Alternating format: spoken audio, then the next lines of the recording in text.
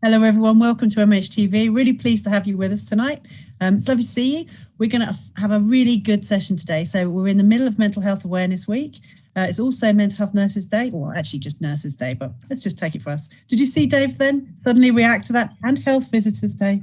So we're going to be coming together for a celebration. But also we're going to be talking about PhD journeys, nursing knowledge, and all those sorts of side issues with a really good panel today. So I'll hand over to Dave, and Dave can tell you how you can join in with us tonight, and then we'll meet our guests. Yeah, hi everyone, and happy International Nurses Day from me too. So tonight, if you want to join in, two options. One of them is on the Facebook live chat. Obviously, just post your messages, any questions, any comments on what we're talking about tonight. Or the alternative is if you head over to Twitter and use the hashtag MHTV, and everyone will be able to see the conversation that you're having about tonight's episode. But without further ado, straight back over to Nicky. Okay, so let's meet our guests. So first of all, Jane, tell us a little bit about yourself. Hi everyone. So yeah, my name is Jane Matonhodze, and currently senior lecturer. I suppose my history in terms of being a mental health nurse, I think I've qualified in 2002, and then worked in clinical practice for about 5 years. So I worked in inpatient settings and community settings. Then I came on to higher education. And yeah, that's been quite an interesting journey, and really have enjoyed the whole journey of being a mental health nurse, and then having the both elements of being in clinical practice and also now being an academic. And yeah, currently doing my PhD as well. So that's been an exciting journey on its own. But we'll discuss that later. Absolutely. And Kris? Oh, hi, everyone. Yeah, I'm Kris Deering. I actually qualified in 2002 as well. Though, God, it's a long while ago. And then I'm trying to, when the question came up, I was like, oh no, I've got to think about what I've done. So I've worked in the PQ acute ward, early interventions, where I work with adolescents with sort of prodromal symptoms, or we were assessing that. Then in a recovery team, and I've also been fortunate to be a senior practitioner in a crisis team as well. And from around then, I really felt that academia, strangely, was a great way to sort of challenge sort of practices, work towards improving things, certainly from patient care, and decided to take a career at the University of the West of England. So, and I'm now a senior lecturer doing a PhD as well, like Jane. Yes. Fantastic. Well, let's talk to you both about your PhD. So we'll come back to Jane. Jane, tell us about what you're studying and how you came to be on that pathway. Okay, so I'm doing a PhD, basically looking at professional mental health nursing identity in relation to continued professional development. But I'll tell you a little bit about that in a bit. But since I started working at the university, I think it was just an interest because I teach a lot on continued professional development modules and programs. And so, sort of in that role, I just sort of became quite, interested in sort of finding out why mental health nurses were doing continued professional development, in the sense of, there seems to be quite a lot of conversations around, sort of exit options, so it was sort of people were sort of gaining the extra knowledge, not necessarily perhaps to stay within their area, but actually either looking for promotion journeys or actually leaving mental health nursing completely.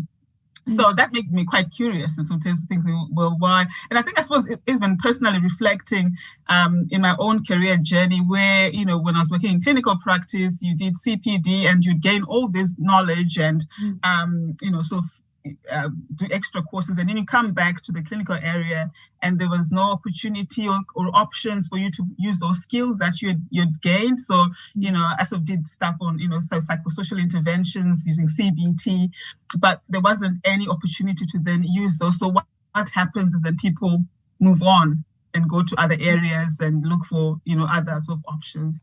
So that was a really what sort of spurred me on. But then the issue about, identity then came into it, because then, sort of thinking about what was mental health nursing identity, and whether this desire to move on was something to do with the identity that mental health nurses had of themselves. So sort of thinking, once I get an extra qualification, that's going to open up opportunity to have a career with more prestige, more options. So that's what sort of perceptions, I suppose, about the status of mental health nursing, and that was influencing this sort of career journeys that people were taking.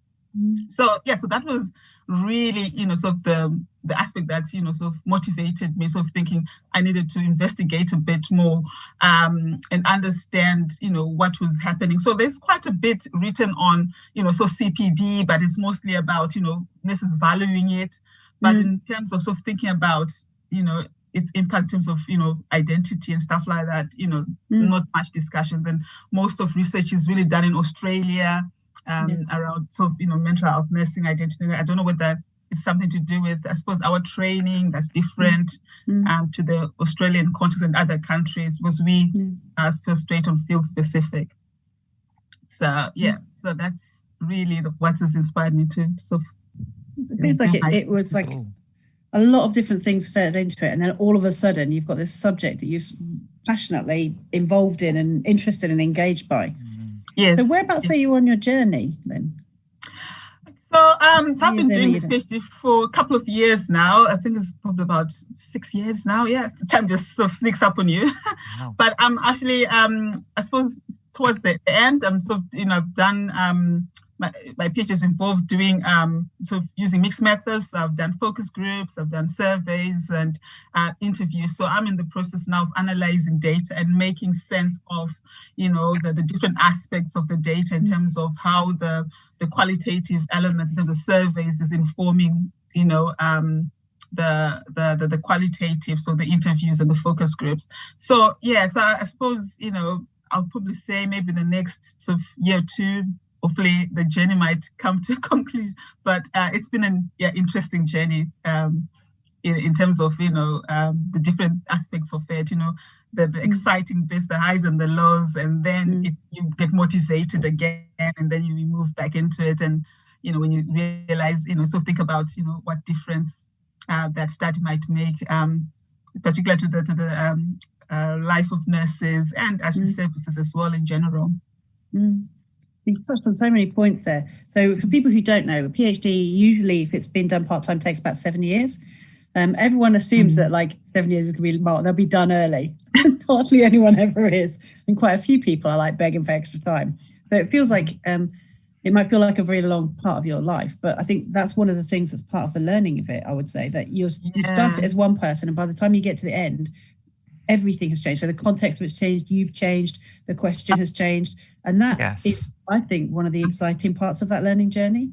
Absolutely. And I think I definitely agree. I think when I first started it, I sort of thought, I'll do this in 4 years, it will, I'll be done and it will be done. And I was doing part-time even. But actually, you're so right. The way I think about certain things and how I went into it initially with what I thought was happening has changed quite a bit. And sort of seeing things from a very different angle. So, there is definitely that benefit of the time you take to, because your ideas evolve and you start seeing things in a more, I feel, crystal way. So it is a little bit mind-blowing, isn't it? So we'll cycle back to that, but let's hear a little bit about what Kris's journey has been with his PhD. Okay. Well, so I guess when I started as a support worker in the last century, which is kind of scary, just before the millennium. And what I noticed is that we were very heavily orientated about risk. We were doing assessments about risk. I was obviously not involved in those. And after I qualified, I think that kind of thing, about risk assessing and managing risk sort of escalated, certainly after the millennium, and has really just increased. So there's been lots of excellent authors out there over the last sort of 5-10 years talking about, there are problems with risk management on a particularly in acute wards where a high number of service users aren't even aware that it exists, or that it's kind of tokenistic, or that the actual notion of risk, which is really interesting, is misinterpreted and not necessarily getting a lived experience. So when I've spoken to some people who with those experiences, they say, it's not the things I'm doing is to cope with life risks, like events, like I suppose relationships breaking down, and I'm coping with self-harm. I'm doing it, and my life is not great, and that's why I'm considering suicide thing instance. And that kind of got me thinking, along with lots of literature, about what place does recovery have in the concept of having a meaningful life, irrespective of mental health difficulties, and how would that happen with risk management? And a lot of authors like Repper and so forth have written about this, and it's become very prevalent.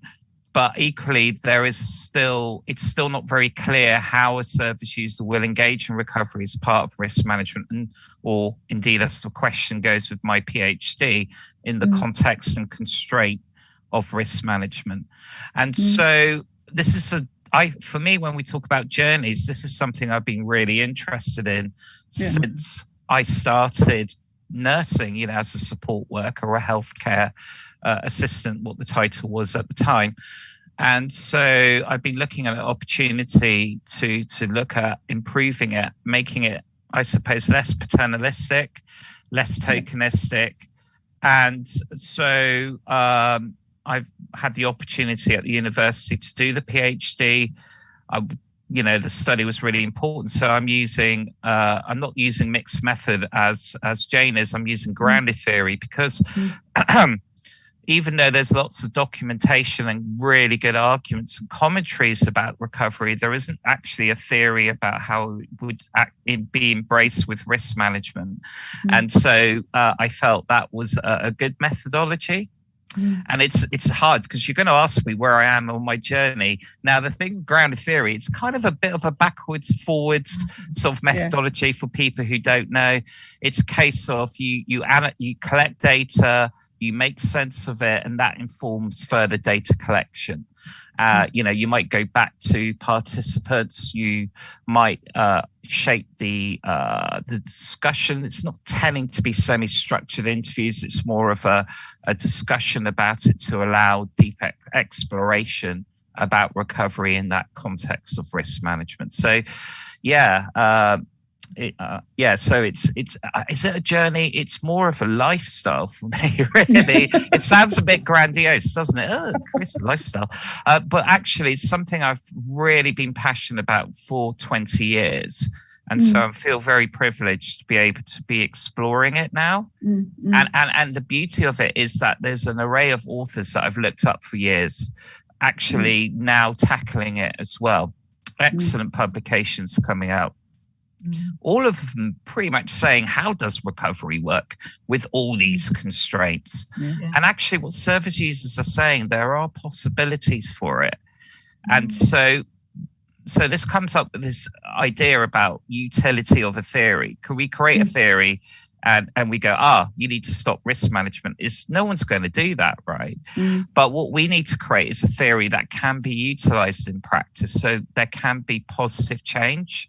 So we have to embrace what's happening and shape it in a way that practitioners, all of us, can actually see it as not something alien. And that's something that's helpful for service users. And so service users have, who I've interviewed, so we've been talking about what would that look like, as well as what have you noticed when it has worked? Because I think there's a lot of literature out there, all excellent, of course, that criticizes risk management, as it should. But I think now we need to move on and see how can we improve it. It's kind of where I'm at. It's a movable feast, isn't it? So I think one of the things that's really interesting is, so Jane's looking at stuff which is nursing knowledge to do with the profession and how we move forward and what we need to do differently. And Kris is actually looking at the kind of like a shared knowledge, isn't it, between service users, practitioners, and how we understand like the thing we do, the kind of mental healthness. How do we help people?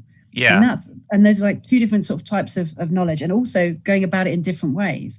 And I think it's really interesting to see practitioners who are so passionate about this. So if anyone here has never asked a PhD nurse how their nursing project is going or their PhD is going, you get two answers. One, you get pinned to the wall with enthusiastic chat for about 15 minutes and you get lost after the first two, and you just nod and smile if that happens to you.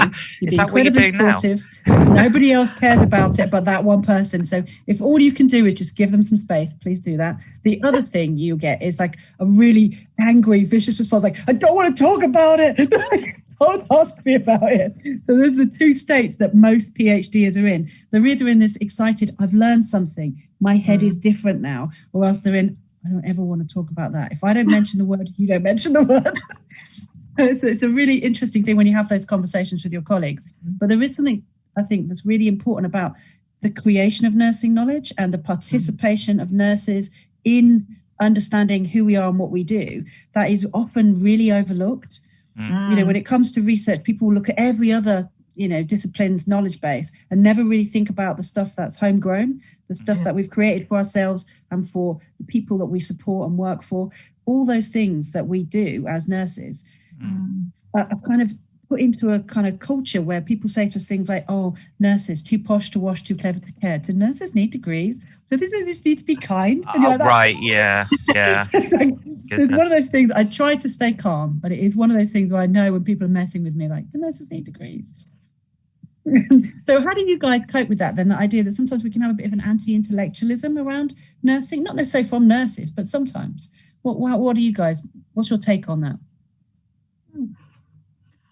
I think for me, definitely, nurses having degrees and, sort of having higher qualification is the way to go, really. And I think especially in relation to the work that I'm doing in terms of professional identity, some of the issues that have been raised by participants is around, nurses feeling a bit undermined, in practice. And one of the things they sort of attribute that to is, that people perceive that we're not as knowledgeable, that, that sort of handmaiden relationships still sort of cropping up, and people not really understanding what the roles of mental health nurses are. So, there's that of clarity, and so people start thinking, question the sort of the basis of the knowledge, really. And yeah, you're right, Nick, that people sort of question, do you need to have a higher qualification? But actually, the nurses I've spoken to, they need that sort of knowledge, because they feel they're at par with colleagues. So they feel even some of the things we're talking about was speaking in ward round and stuff like that, and they're feeling they can contribute things, they bring evidence-based to their practice, they can argue through points of why they're doing. And I think there's been that sort of lack of knowledge in terms of what is mental health nursing knowledge that underpins our practice.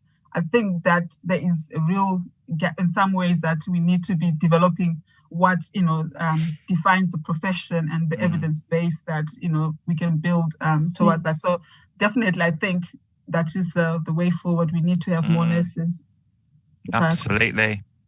I would add to that. I do think nursing needs a knowledge base. It needs to be established. We are a bit of a subjugated sort of profession, aren't we? Where certainly when I speak to colleagues like psychologists, and this is not obviously a criticism of any other discipline, doctors, psychiatrists, and so forth, they're kind of, well, what are you exactly? And are you the person that does things, or are you the profession that does things when we don't do it? And I'm like, I don't really necessarily agree that we are the group of people that kind of deal with the cracks and try and fill those. But so I think what I think is the beauty of a degree or anything higher, like a master's or certainly a PhD, is the ability to develop knowledge that has utility for our practice. I think obviously in Jane's case, you're looking at identity of the profession, and I conversely, though obviously it's all part of the same sphere, is looking at developing practices that that's going to hopefully benefit the people that are accessing acute mental health services. So, and that knowledge base, there's a great knowledge base. So that's already been influenced in practice. If you look at safe wards, obviously I'm not going to critique that today, but what I will propose, it has come from a nursing profession, and it has been heavily ingrained nationally. Certainly internationally. So that does show, regardless of one's sort of academic view of it, what is safety, for example. But that aside, it shows that actually that the nursing knowledge can influence organizational change, and that's really important. We need to empower ourselves as a group, mental health nurses and further afield. And I suppose using, like you're saying, evidence-based from nursing research, I think then that gives credibility to the profession. If we're saying, rather than drawing on from, I suppose, just basing our knowledge from other professions, evidence-based, that doesn't then give us that credibility. So saying, this is how we do it, this is the evidence from a nursing perspective, and this is how it works, and evidence-based around it, I think that is, really important. Absolutely. We need to be generating our own knowledge base. And I do feel sort of the thing, and obviously do inform me if you don't agree, it's that sense of being very skill-based profession. Like, oh no, you just need to do things by rote. You need to learn certain things, and then you just repeat them, and that's your career. That is such an undermining thing to say to any profession, I would wager. And we have to be generating new knowledge, because we do have great knowledge, we do have great abilities. We're a human industry after all, and all we're doing is a bunch of humans helping a bunch of humans. And, our professions and so forth shouldn't hold us back. All these stereotyped views of the nursing profession shouldn't hold us back. So I say embrace knowledge, because it can be empowering, is my view anyway. Absolutely. It really changes you, doesn't it? I remember the first time I really sort of became aware of it. So some of it was about learning about other nurses and what other nurses had accomplished. That's great. But I remember the first time I came across The Unpopular Patient by Felicity Stockwell. Oh goodness, yes. And that's and the price she paid to publish that work that she did. People were so angry with her, but she was right. She was right about how we choose the people who make to be nice to the people who make us feel good about ourselves and our work. Yeah. And for me, growing up as a nurse, not that I grew up as a nurse, but my practice. I'm saying you started early. I was horrified to find I came into nursing when I was about 22, 23, and I was a mature student. I was heartbroken to find that out.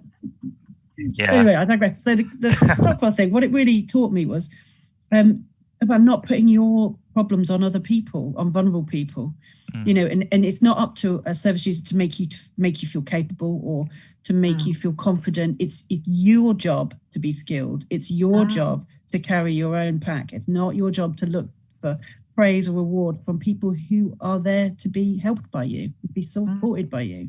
And that really did help me get my head in the game, because I think you can do so much damage as a practitioner if you're not doing it in a considered way.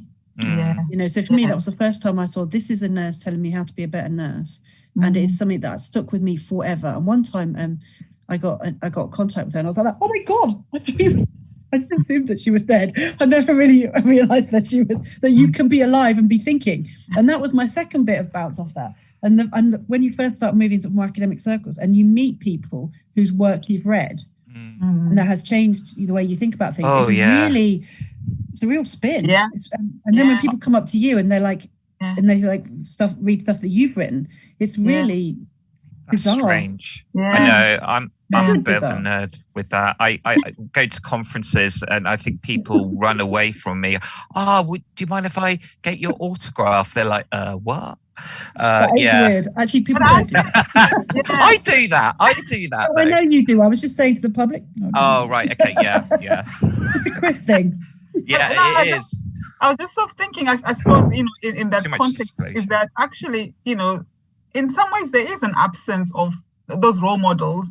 I mean, I just sort of think about pre-reg students and, even some qualified where, they have that sort of, I don't know, professor or someone that they aspire, that they can see that this is a person who has made such an impact in terms of mental health work or research. Or I think, I don't know, in some ways, I think there needs to be more, they need to be more visible, I think, in some ways. And I don't know how, that can sort of come across, because talking to students sometimes, there's that feeling that, again, in terms of maybe mental health nursing, being overshadowed and stuff like that. And there aren't many, sort of those role models, that people can sort of identify with and say, this particular person in mental health, they're making such a difference. So we are making, that difference in practice. So, I think there needs to be, again, more of those sort of role models.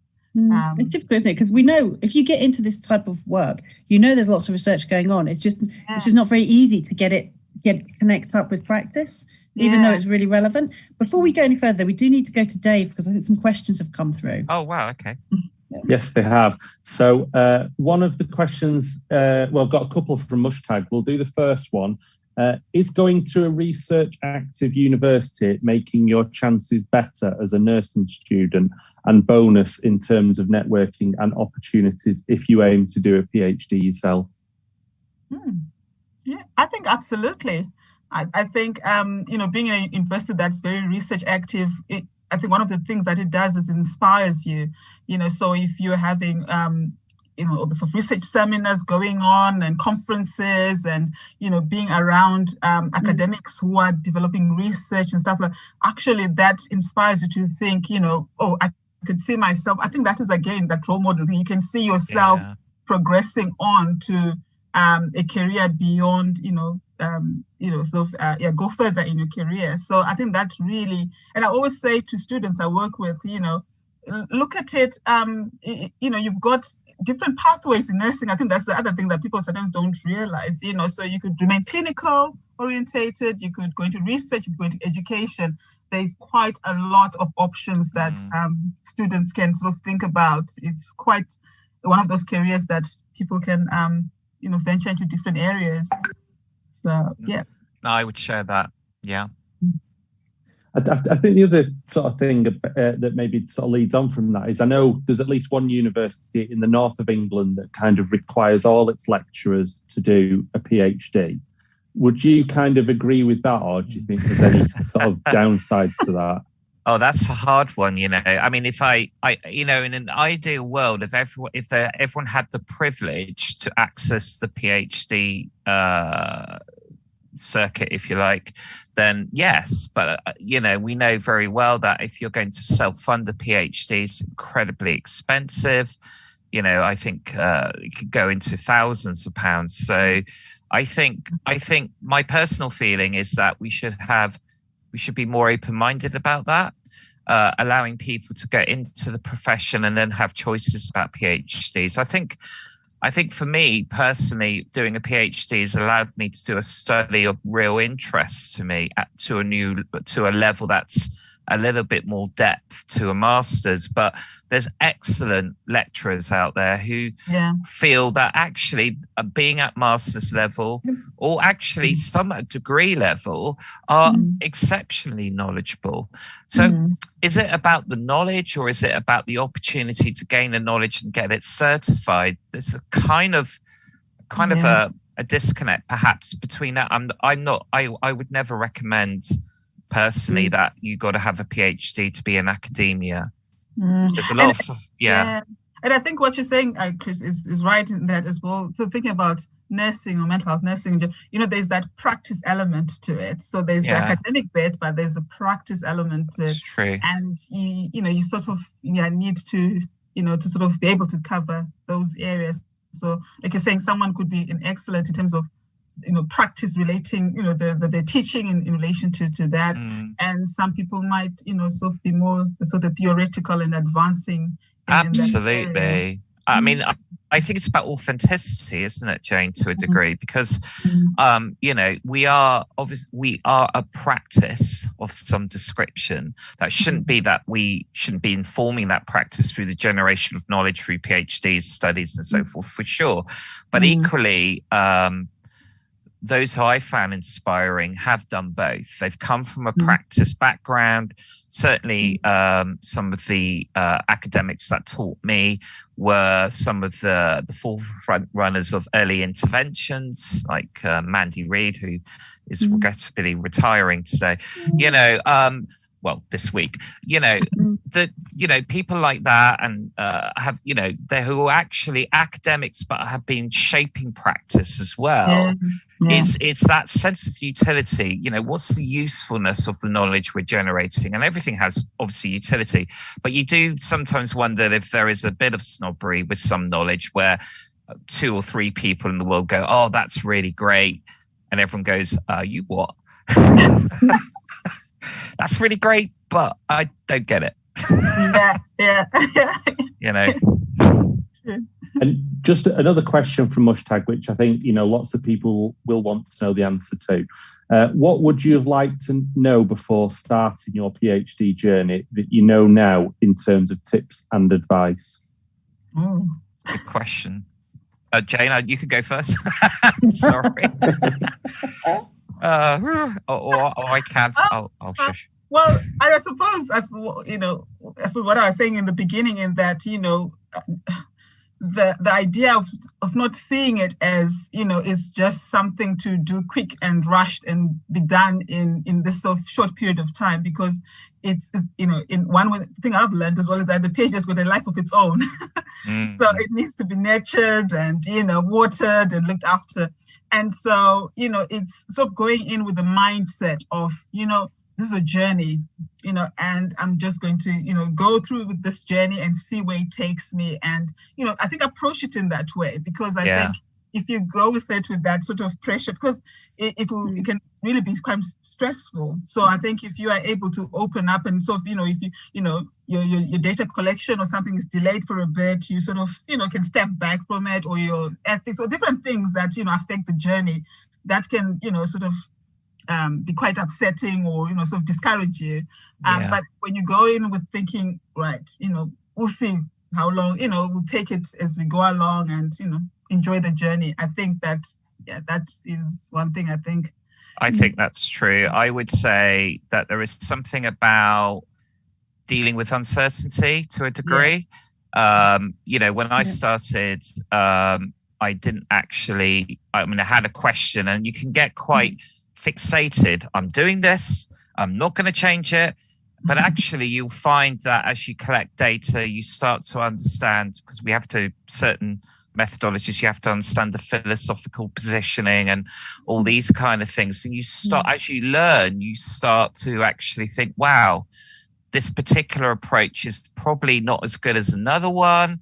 And you have discussions. You've got to, I feel, allow yourself to be open-minded, that what you start with might not be where you end up. And so the journey is not always sequential. It's not always going forward. It can go backwards and forwards. Certainly, I don't know what your experience, Jane, was, but with recruitment and COVID, we had to suspend, change ethics and all these kind of things, certainly in the NHS. So, you know, you just have to just reduce one's expectations and go with the flow a bit. And that comes with a really good supervisory team, which I thankfully have. So and I just want to shout out Kris Paulson and Joe Williams. Yeah, man. Thank you. Sorry. Any more questions, Dave? Yeah, there's been one more that's come in from our friend Alan Simpson.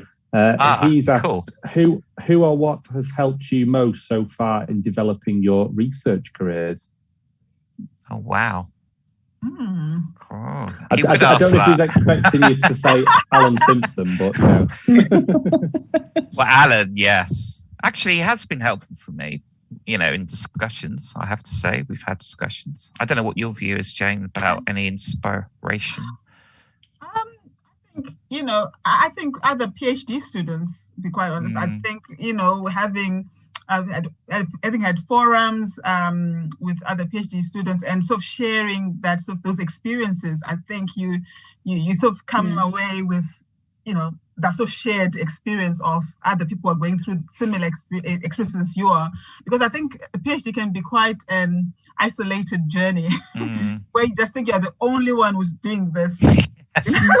It's only me.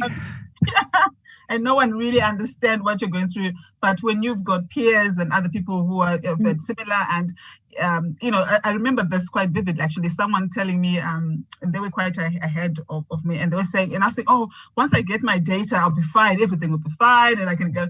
And they said to me, oh, actually, that creates another whole, you know, dynamic, because then you're trying to make sense of it, and especially, you know, using mixed methods, how then the data, you know, converges and makes sense of each other. So yeah, those sort of aspects about it.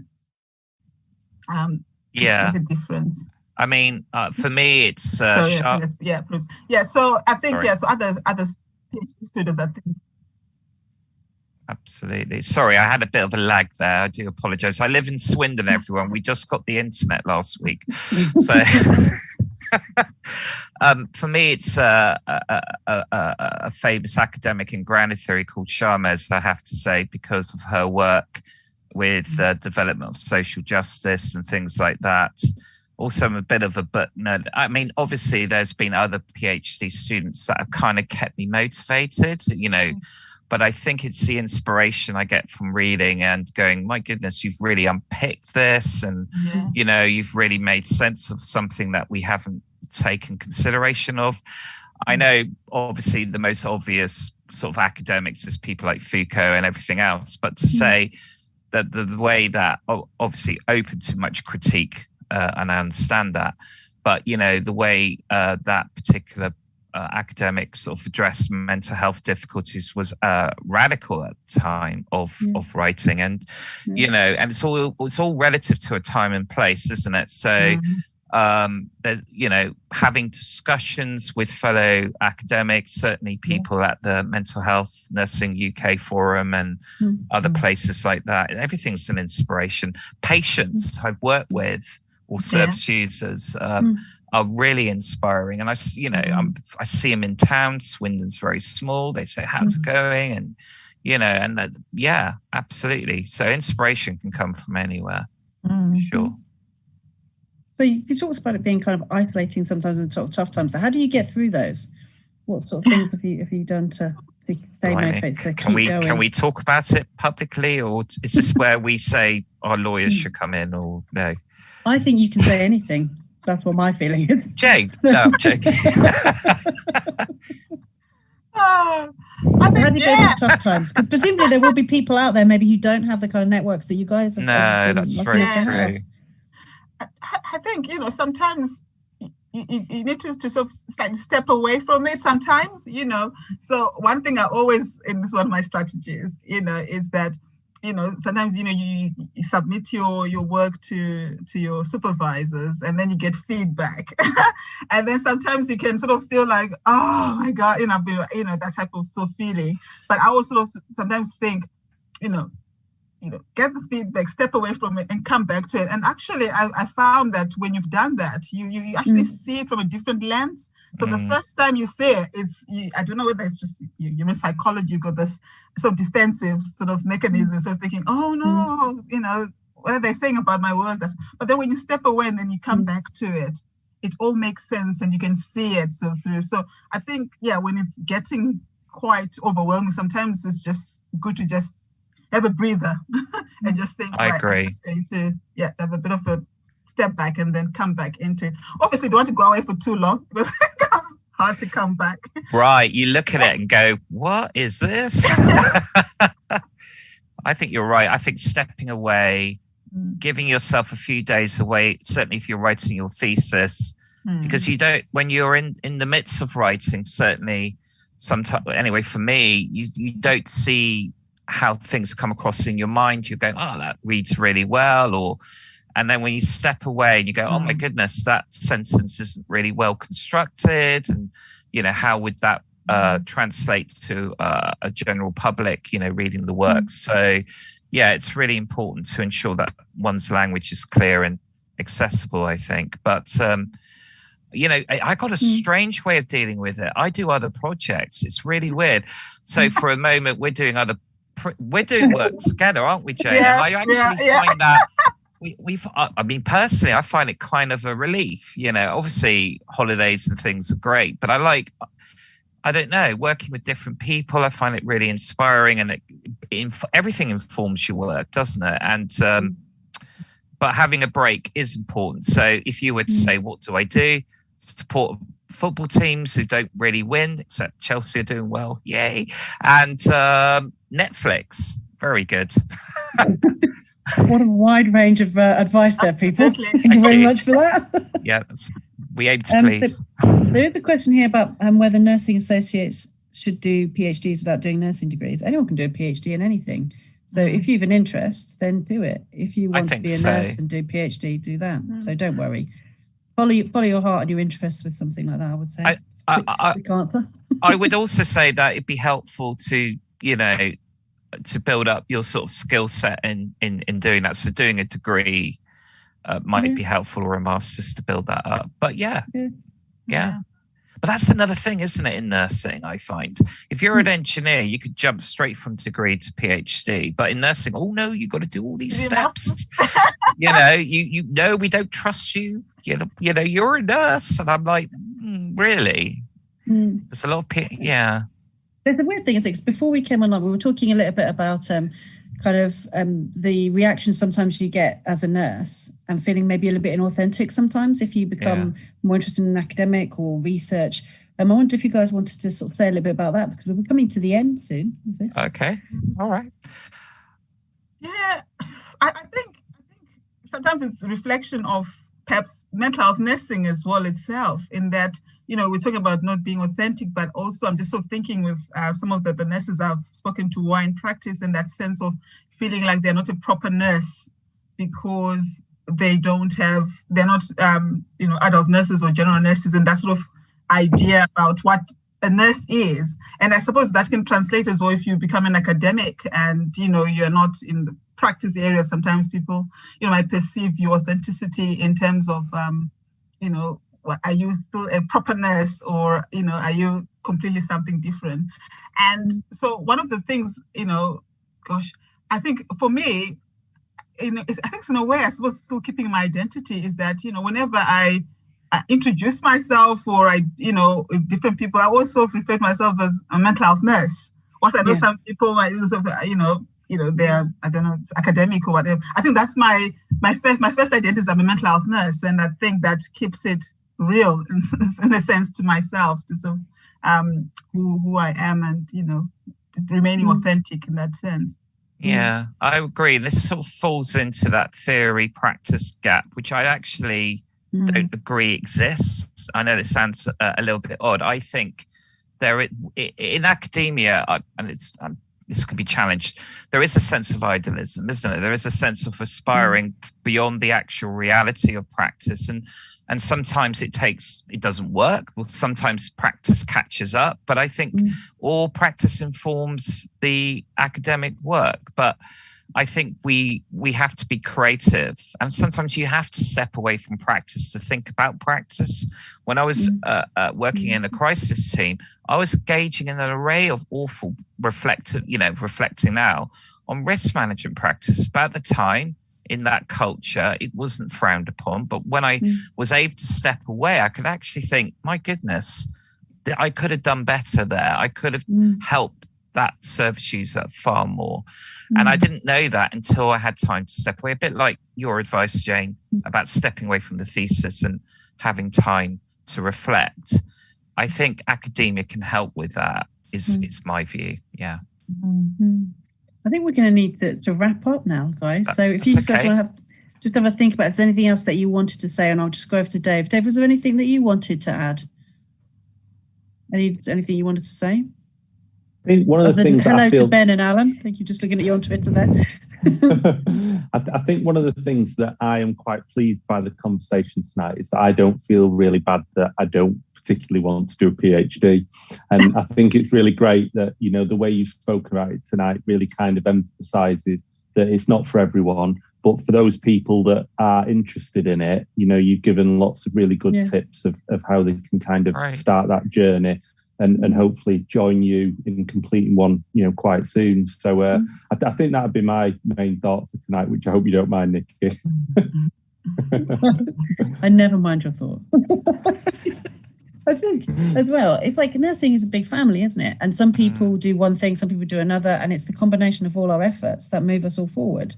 You don't have to be somebody else. You nurse from yourself, you teach from yourself, you research from yourself, and how you combine those things is what you bring to the table to the rest of us. So if you don't do research, who cares? Frankly, read it, be passionate about it, share it, learn from it, and then pass it on to the next person. You don't have to make something to enjoy it, do you? I agree. So for you guys, it's weird. I've never found a way of saying like what are your last thoughts without making it sound really sinister. So if anyone has a solution, my last thoughts ever, or I think maybe just about this. For me, just remember that nursing inquiry is a daily endeavor. We're always asking service users about what are their experiences and things. So you could argue that's a qualitative data collection exercise. And actually, nursing inquiry shouldn't be seen daunting. It's something that we do on a daily basis. Merely doing a study is taking it one step further, is my end point. You're supposed to want to know about stuff, aren't you? You're supposed to want to know how to do better. Yeah, that's it. Yeah. I think for me, I think it is good sort of reflecting on how far nursing has come along, and what has been sort of developed since obviously from all these years back. So I think just building on that knowledge, I think that's really important for the profession to continue to develop, and I think we are going in the right direction. There's quite a lot of sort of research evidence coming up, and we are being able to underpin our practice with knowledge. So for sure. Brilliant. Absolutely. So if you have any questions, guys, that you haven't been able to ask tonight, please just stick them on the tweet chat or on Facebook, and we will come back to them over the next little bit. And we'll also be tweeting out some resources, some things that will support you if you are thinking about whether this is something for you, or if you actually just want to find an easy way to access research. We'll be doing that. So have a lovely, lovely rest of your World Nurses Day and enjoy Mental Health Awareness Week. Take care, everyone. Good night. Bye. Good night. Bye.